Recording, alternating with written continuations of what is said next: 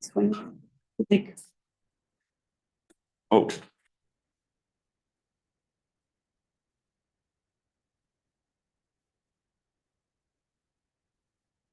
Yeah, when I was tuning in, sometimes I'm still here, no problem hearing. From over here, sometimes over here, not so much, so it's, It doesn't pick up very well if you're not up at the table. yeah.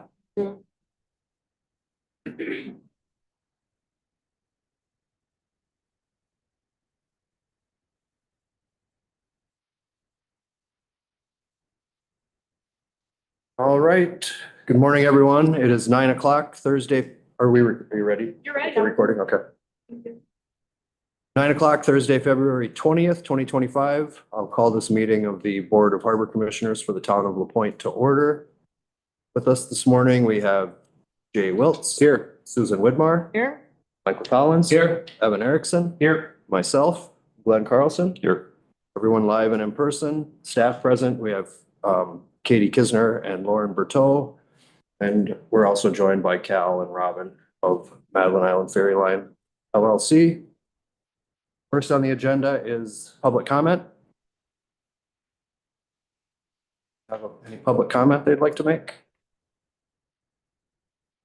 Hearing none, let's move on to the minutes of the 2/6 and 2/12. I'd love to believe I approved minutes of 12. I'll second. And I have one correction.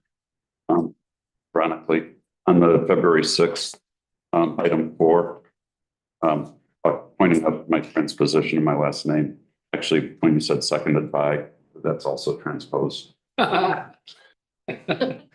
catch. I don't know why, Microsoft Word does not like to correct me when I spell your name. It's okay. Thank you. Sure. Any more discussion? All in favor? Aye. Aye. Opposed? Motion carries as amended. Next up, Chief Administrative Officer report. We have the update of the Harbor Commission bank accounts since the day, February 18th. The Miffle utility checking account is at $525,665.07. Our February revenue as of Tuesday was just under 60,000, which put us at about 62% of our budgeted income. I can't imagine that number is going to go up very drastically with the ferry not running. But just note that that does not include like February's parcel hauling or anything like that. So it will go up a little bit.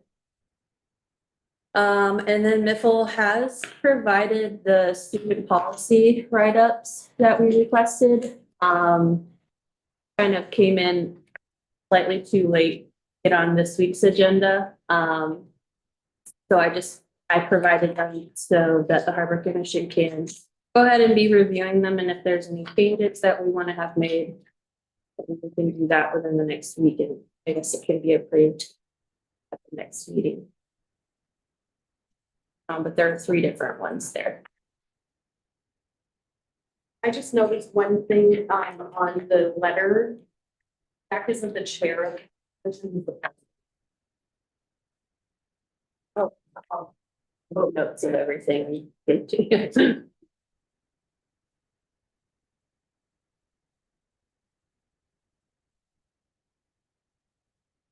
Make a motion that we put the chief administrative officer report on file. Second. Any discussion? All in favor? Aye. Aye. Opposed? Motion carries. Will we have a few days to get the letter policy before? I would imagine that does it still need like a formal approval. Yeah. Yeah, So I would imagine that could go on the next meeting's agenda. Great. So this will Yep. give everybody time to look over them and request any changes. I already have that. 2025 tariff discussion and possible approval. Well, Evan did most of the heavy lifting on this. I did do some pushing, after getting Robin's apply. And basically, I went through and on the spreadsheet, you'll see there's a column that shows RTR is Robin Trinko Russell. That last column in the spreadsheet there shows what her questions were for not all of the categories, but nearly all of them. And what I did, and I had put it in yellow on the spreadsheet that I think I sent around to the board, were ones where Robbins suggested tariff was higher than what we had suggested. So I went through and said, okay, basically all of those except for the mag card numbers. And those I kept pretty much the same. With the additional revenue generated by the increases that Robin suggested, gave us enough revenue to reduce the full fare adult round trip or one way to $10.75 from the $11 amount. I know that's probably higher than Robin would like. And, you know, the competing thing is that the goal of these tariffs increases were pretty much to be able to fund vast majority of the capital projects that Cal has on his list for this year. So this raises an additional about $406,000 over what was in the budget. So that's sort of $406,000 that can go towards the capital projects Cal had. And keep in mind that Cal's list, I think, did have a match for the Harbor Assistance Program money. It is in the budget, not, yeah, it's in the actual budget, not in. And then there was, I think, $50,000 for building maintenance, which I think the town will be responsible for. And so I think it gets pretty close to the number that Cal was looking at least within, you know, striking distance of it. So anyhow, if anyone has any questions or suggestions, shoot away.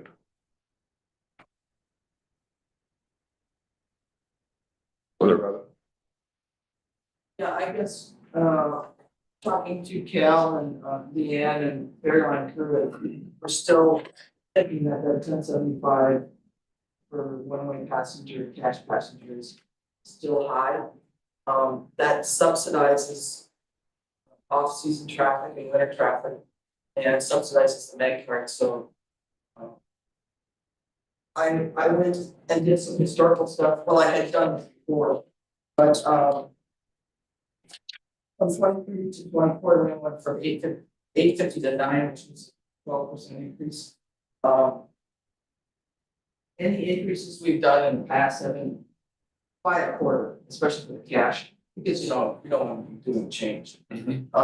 There are a number of years that we did no increase, and the largest increase we ever, well, between 23 and 24 was 50 cents. Back in 2006 to 2008, we did 50 cents, which was an 11% increase over what we had before. Dynamic pricing is something I don't let Cal talk about, but that was a big topic at the last PDA meeting. The Fairline has done that for, I can't remember, but it's over a decade, maybe 2 decades. And in 2006, we put on the fuel surcharge because of Katrina. It was 2006 or 2007. So.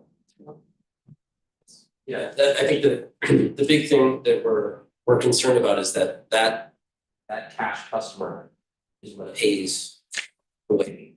And we're just a little nervous about isolating that customer and potentially seeing a kind of a sudden decrease in that traffic. Because that's the money that offsets the mag rate, it offsets, you know, the winter operation, it offsets a lot. So I'm right there with Glenn and you know, it's kind of a necessary thing. We've got to generate this revenue somewhere. but our raises, we're trying to level it out across the board as opposed to put it on, just, one group quite as much as possible. So again, there's a couple other avenues as far as dynamic pricing, which is what a lot of companies and operations are doing that targets, peak times. And I think people are willing to pay more in peak times than they are in, off times, right? So if they're the only one on the boat, why am I footing the bill here now? As opposed to if the lot is full, on a July day, they kind of understand that it's a kind of a known quantity. So, I guess that's where we're coming from is we just want to make sure that we don't isolate that customer and reduce those numbers, because we are depending on them now ultimately based off of this to pay for capital projects and other things. So that's kind of where we're at. Thank you. Yeah. I know we've talked about the dynamic pricing, and I think Evans probably articulated that in the past. I don't know if you want to give anything more. Well, the way I look at it is that if we go to that 975 that Mifflin has suggested, then, we need to raise that money somewhere. And that is, a 60% increase throughout all the other categories to get that extra 400,000 that we need. So, and a 60% increase in the other categories is a huge jump, whereas, increasing, the passenger rate, to the 1075 and then tweaking the other categories that, that just seems to be a more leveled out way of getting to where, we need to. And if we don't raise this money, then the capital projects aren't going to be funded. Oh, go ahead, sorry. Yeah, I looked at Evans and he did a really good job. I mean, I appreciate laying out that spreadsheet. But the one that I had put at the meeting was last week or something. It came in Tuesday night to Katie. Got 5.8 million, and I had dynamic pricing with the mega cards. And there were little increases, but they weren't much. And most of the vehicle prices and things like that went up like 20% or something like that. So it was, I tell you, it was very difficult. I can empathize with what Evan went through, because you're putting something in and then look at the bottom and, oh my God, where can I squeeze out? Just want to, if that's the case, on that, we fill up on vehicles as well. So if there's any one area that, if you were to see a decrease, that would be an overall benefit to operation, would be vehicles, long, massive parking lots. So if somebody said, well, I'm gonna go over to the island, but I'm not gonna take my car today, they're still going over, that is some minor benefit needed, right? Because we're full, our boats are full in those peak times, but we're not filling up on people. So that's really where keeping as many people walking on the boat gets us more seats and more restaurants, more people in the museums. And so that's kind of where we're coming from on that. From an operational standpoint, people are very easy to load and offload. And, on an average summer day, we're probably about the 80s per boat. That's out of 150 capacity, as where most boats are, max capacity for vehicles, especially campers, transit. So I just kind of want to throw that variable in there as well. We have significantly more room for people than we do for vehicles at this point. What does the staff think? It seems like you feel like the $10 is a real psychological breaking point for people to go above. At this time, CPI last year was 2.9%. I think the customer is a little sketchy right now just because of all the things that have changed in Washington and things like that. The stock market is, up and down and up and down. and, you know, layoffs. So I think sticking at that 975, would be a better deal. And, you know, if you go too high, the person doesn't have a, it's discretionary. Yeah. They don't have to come over. You know, I mean, if they have lodging over here, yes, but, you know, did they spend it on 2 t-shirts in Bayfield, or a meal, or a possible item service? So I think, like Cal said, we have to be careful of our cash cow. And you know, keeping the boats up is expensive. And I think that's good that you're considering that all the things that Cal has suggested are done, because you do them today for 10,000, you do them tomorrow for 20. You know? And So we recognize that. I mean, we take that very seriously. We understand it. So we're just trying to give our expertise some kind of where we can see, you know, get cars being, we fill up on cars, we're not filling up on people, more people we can move. You know, again, I know the town's got different politics on that. So some people want more people on the beaches. Depends on, you know, if you're a homeowner or if you're a business owner. You know, kind of where you want to see more, but or less. But yeah, I'm just trying to present those facts, is we're not filling up on people. And the other thing is, the impact on the other businesses on the island. If it costs you another $350 or $250 to come over here per person, you know, round trip, how many are gonna say, I'm gonna just cut the museum, or I'm not gonna buy the ice cream at Grant Tony's? That's a perfectly fair question. And I don't know the answer to it.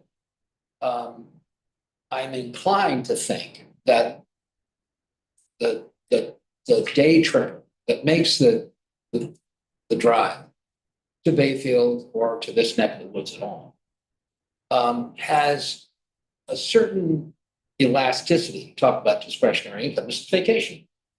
And the price sensitivity of something, I think, is drastically reduced, actually. This is a time when people buy $45 sweatshirts, you know, there's a huge expenditure, which is great. You don't want to reduce that. But I think there is some flexibility here that I can't answer the question that you presented, because I think it's fair. But what if we rolled the dice on that and kept the prices as they are in here? Is there room for learning and going, it's, you know, we're seeing evidence that extra whatever it is, 350, is inhibiting traffic and costing us. And we can change. Can we? Do we have built into it that kind of flexibility? I'd probably you know, I mean, we'd learn probably in July, you know. Yeah, that and would then, be that. Then, okay, Too we're late. gonna change it for August. And they're you know. gonna print, Right, too late. print new schedules with new. Yeah. So well, my cake and eat it too. Yeah. Because in the past, we would have, the old fair would have a board meeting early July. And I would monitor traffic, you know, April, you don't care about April, early May, you don't care, it's the weather. But you start May, June, and July, if you don't make that decision, you're done. Yeah, it's too late. I get it. Yeah. And the other thing is that what I would worry about is social media. You go that price. Go up that price and people read, you know, what other people say.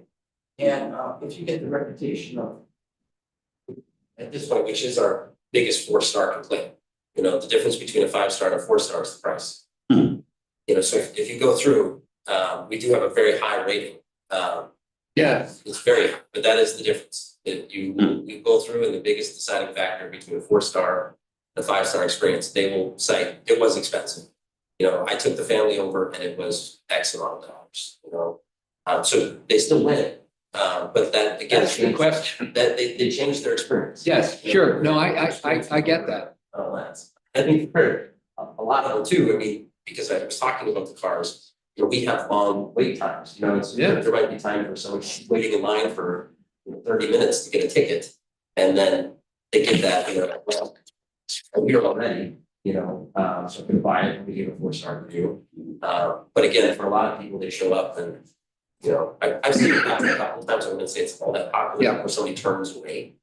I have seen it. But they do, yeah, because we do refunds, we are able to do refunds right in the lot. If they don't want to bring. Yeah, and the ticket sellers can do them, so we don't actually see in the office, I mean, but still, they are, because it's press sensitive and. This is just gut, really, instinct, so I don't have any evidence to suggest to the contrary here. But I think there is an enormous room for, significant for price increases, which we don't indulge here. I mean, I think we're being somewhat modest. But it is inconsistent with your experience, and that's always something we should be paying attention to. But people spend a boatload of money, to get the expression, when they get here in businesses that wasn't part of their to-do list. These are impulse purchases. And I don't think the extra $350 is going to reduce the impact on those purchases, but I don't know that. So what I'm saying here is I'm willing to roll the dice on this and admit that it is. My issue with the dynamic pricing is that I feel that it's a little bit of a bait and switch because you have a published fee and people are anticipating that. You get in line, it happens to be, the wrong time of day, after the weekend, afternoon, or the block of time, and the rate. I know it's there in fine print, but people aren't anticipating that until they. I'm talking about dynamic pricing for cash customer. No. I'm only dynamic for the mag card. The mag card user. Okay, we used to have. I don't even remember, but I thought maybe we had dynamic pricing on cash, but we went away from that. Because you're right, you don't want to say, when you're trying to buy an Expedia ticket, that it's gonna be $400, but then there's tax. Yeah. Yeah, you get to check out and it's. Yeah. But reducing the discount, during those peak times. Yeah. And what I did was pretty modest, and it was from Memorial Day to Labor Day was the high, and before and after. Yes. It's less categories, it's less complicated. And it's all done about the detail. But I understand too, it's just one of the things that, at PBA, a lot of other operators have talked about as a solution to help deal with some of those budget problems. So is there the mag card users aren't the ones coming over here to shop and That's right. and stuff? Yeah, the mag card users are our frequent flyers that we don't want to hit as heavily. Right. That's it. The ones who Primarily are residents. non-mag card, the non-frequent flyers are the ones that are the beasts of burden. They're the ones who carry the revenue here, but they're the ones I think with the greatest elasticity and spending. It might actually I- inspire them to do more shopping here on the island. I think we cut Jay off. Oh, no, I'm sorry, Jay. No, it's okay. No, I was just curious if there's an alternate spreadsheet that spells out how the dynamic pricing gets us to our financial obligations other than the one we're looking at. I already did mine last week, Okay, and the dynamic is only the main card, and it's simplified. And it isn't that much different, but again, what Glenn had done, I got 5.9, I couldn't get 5, I didn't get 5.9. What did you get? 5.8. I got 5.8 in a little bit because there's. We ended up with, it was about a $350,000 improvement, I think, over the revenue Got it. that's in the budget. Because there's a couple things that we run outside and the ticketing, like school groups and motor coaches and houses and. I think we have to see it though, as the board, to really make a informed decision to look at the increase in just the passengers or as proposed by Evan and the board versus the one you have, Robin, that shows how we get to the same number. I think if we can do that, then I think then we can make an informed decision on what seems like the better path forward, knowing that it's all going to be speculative, because when you're dealing with speculative macro or microeconomics, you don't know what the outcome's going to be if we raise the price X amount versus Z amount. If If it's just mag card users, then it wouldn't impact the rate rack cards or the schedule pricing Right. because it's Yeah, I've kind got. of spur of the moment. So I mean, that's a decision we can make down the line. what I should probably do is Glenn was a good proofreader. There were some things that I had to touch up, but, I think they were the key. You know, at this point, Robin, it's super easy for me to make the adjustments on here, including the dynamic pricing, Oh, okay. including those, you know, corrections that you had. Yeah. And I'm happy to do that. I mean, and Good. my point, Great. I guess the important bottom line for me is, I would rather take a risk of not having full fare people, or forget the full fare in MagCart. I'd rather take the risk of trying to raise this money through fares to cover the capital cost versus having to go to the taxpayers and say, okay, you know, instead of us raising fares by 300,000, we're going to put 300,000 on the tax roll. That I don't want to do. I'd rather first see if we can raise it from the fares and only use the taxpayer as kind of a backstop if that turns out to not be the case. So that at the end of the year, when we go to the taxpayers and say, you know, we didn't raise as much in fares as we were hoping, we did increase it, we thought we would get there, but because of the economy, whatever, maybe we raised them too much. We're going to have to go and ask the taxpayers to pony up, you know, $100,000 or $200,000. I'd rather do it that way than the reverse and say, let's, you know, raise the fares 200,000 and let's plan on raising taxes 200,000. If that makes sense. It's a double whammy. And also find ways to cut money. Always. Well, I think that that's a good point, Evan, is that I think that if we do go to the taxpayers for a capital expenditure, that you will definitely see a request to not spend money. So that would be an alternative that Miffle and or the board might not find favorable. That the taxpayer would say, we don't want to spend that money. And then the capital improvements and or expenditures in general would be cut. Yeah, that's because the taxpayer doesn't have to approve that, right? It's Well, public depends on the hearing, public decision.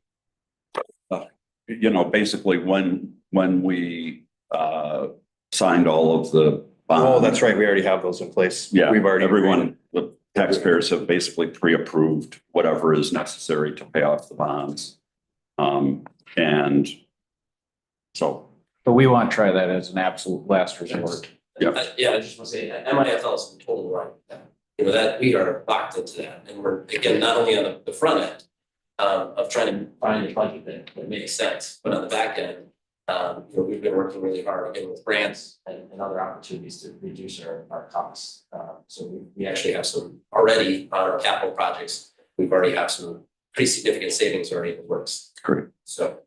I just think that the taxpayer will be a really scrutinizing lens if we have to ask for money. So Yeah, I mean, they're not here, but I had a half-hour meeting a couple of days ago with Paul and Charlie to talk about the tariffs, and you know, their view, I think, is representative of a lot of people on the island, is that you know, ferry transportation should be paid for by the users and not by the taxpayers.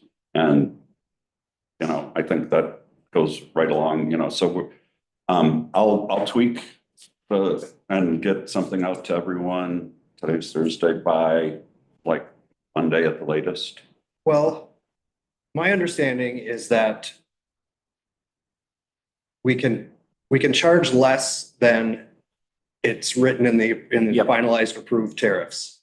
Yes. So what if we approved the tariffs with a dynamic pricing in there as a fallback and then made a decision to implement at a later time? Just so that we can move forward with starting the process and getting the schedules printed and all that, because we don't want to hold that up. Yeah, which would mean, so if you're gonna get rid of the dynamic pricing right now, I think the pricing that we are at with mag cards is generally somewhere between Robin's on-season and off-season rate. Okay, So if we were gonna do that, I think we'd want to raise the on-season rate to what Robin's suggested on-season rate for the mag cards would be. And then if it turns out that we're doing okay, then we can lower the off-season rate when the off-season comes. And if not, we won't do the dynamic pricing and, you know, it'll just stay at that higher level for the rest of the year. Zach, is there a time sensitivity that, I mean, can we spend, I know nobody wants to do this, but can we spend another week? I kind of like what Jay's certainly suggested. One thing that we're kind of under pressure is to get some prices for. Yeah, tutors I know. And students, and people are just. They want to know. And For planning, yeah, I got that. so, we gotta give it. Those aren't huge dollar numbers either, right? I mean, No, those aren't, no, it's not huge dollars. It's just a convenience. But they've already, opened finance, the bus ride's gonna cost $100, or you know what I mean? Yeah. And they wanna know those numbers and, the, 350 edition is not a. Yep, I get that. Sooner rather than later would be nice to have Yeah, that. that would be great. so maybe at a minimum, at our next meeting, we can approve those rates at a minimum that you people are looking for. And then if it takes us an extra week to get the rest of them, you know, I mean, does that work at all, or is that? It's not ideal. Yeah, I mean, the group tour is, 50 cents discount. Right. I mean, you know, when the passenger rate was $5, 50 cents, or the passenger rate is $5. Yeah, yeah, But we need the school too, and then Alyssa needs it for, the the marathon. marathon, Got it. yeah. Got it. I think we should spend that week. Absolutely. We have to take the extra time. If we don't get this right, we have zero chance of hitting our financial goals. So. Right. If we get this wrong, we will miss. So I'll make a motion to table the tariff discussion. I'll second it. Any further discussion? All in favor? Aye. Opposed?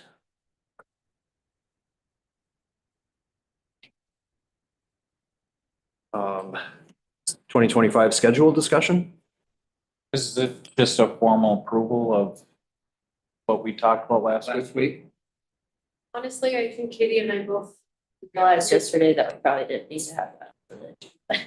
Well, I don't think we couldn't make a formal motion on approving the schedule because it wasn't.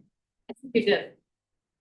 We gave Miffle permission to move forward with the schedule and the changes that we discussed, but I don't think we made a formal approval of the schedule. Because we couldn't do it because it wasn't on the agenda. Approval. I think, yeah, I remember that. So does someone want to make a motion to approve the 2025 schedule? I'll make a motion. I'll second. Let's go. Go ahead. I, took the liberty of asking our graphic designer to put together the schedule, you know what I mean? New rap art based on revised dates and things like that. And it's done, there's one section that we're running into is that Lisa is like, June 15th to 24th or whatever. For like 10 days, they want that 8 and 8:30. And there just isn't a way to squish that in there and clarify. I think we could just do that online. And Lisa would know. yeah, it's a finite world, they can form. It's not, yeah, it's a discrete number of people, Right. over a very discrete period of time. Because, And it could be on the online schedule, just. Yeah. printed version. Yeah. Yep, yeah, that kind of stuff. Okay, if that's good, then I can get that to Julie Ross. Fantastic. So Thank you. we have a motion and a second. All in favor? Aye. Aye. Opposed? Motion carries. Next up, review of the Miffle management contract. I make a motion that we go into closed session under state statute 19.18, 0.851E. I'll second. Thank you. We have to do. We'll do a roll call vote for this. Jay Wiltz. Aye. Ethan Whitmire, Aye. Michael Collins.